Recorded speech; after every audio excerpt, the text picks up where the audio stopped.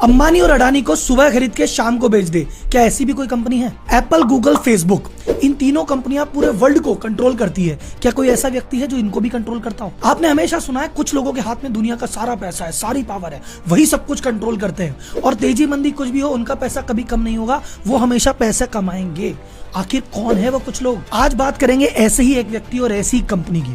व्यक्ति का नाम है लैरी फिंक, कंपनी का नाम है ब्लैक रॉक। ये व्यक्ति संभालता है 9.3 ट्रिलियन डॉलर। आप पूछोगे राहुल जी ये कितना होता है? सर इंडिया की जीडीपी है 3.2 यानी 140 करोड़ भारतीय 365 दिन 24 घंटे काम करके जितना पैसा कमाते टोटल जीडीपी उसका 3 गुना अकेला व्यक्ति संभालता है। 9.3 ट्रिलियन का 1% 93 बिलियन होता है और इतनी तो भैया अंबानी जी की नेटवर्थ नहीं है अभी। पर एक ही आदमी के पास इतना पैसा आया कैसे?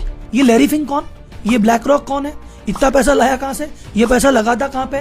लैरी फिंक पे और धीरूभाई अंबानी में कॉमन क्या है? ये धीरूभाई अंबानी, रतन टाटा, ये लैरी फिंक, ये कुछ लोग इस प्रकार से कैसे अपने बिजनेस का साम्राज्य रचते हैं कि कुछ भी हो इनके बिजनेस कभी डाउन ही नहीं होंगे, सदियों तक टिके रहेंगे। ऐसा क्या राज है? आज इस वीडियो में जान लोगे आप।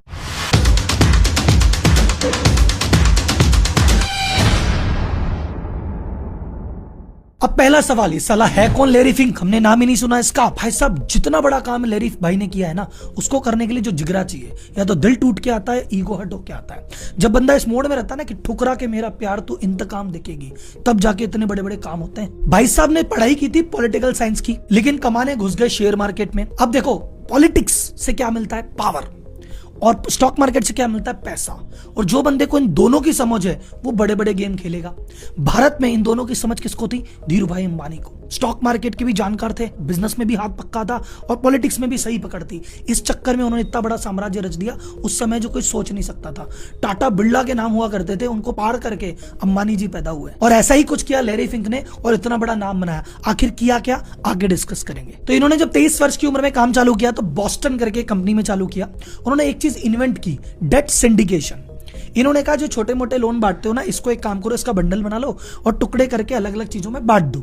अब ये जो चीज थी डेट सिक्योरिटाइजेशन, यही वो चीज थी जिसके कारण सन 2008 में इतना बड़ा क्राइसिस आया था।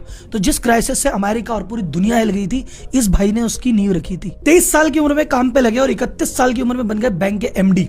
इस कंपनी को इन्होंने इस साल में $1 बिलियन यानी 8,000 करोड़ से भी ज्यादा कमा के दिया। आप बोले राहुल जी स्टोरी तो बहुत बढ़िया चल रही है, फिर इसमें दिक्कत कहां है? ईगो हट कहां है? ईगो यहाँ पे हट हुआ कि भाई साहब कंपनी होती है।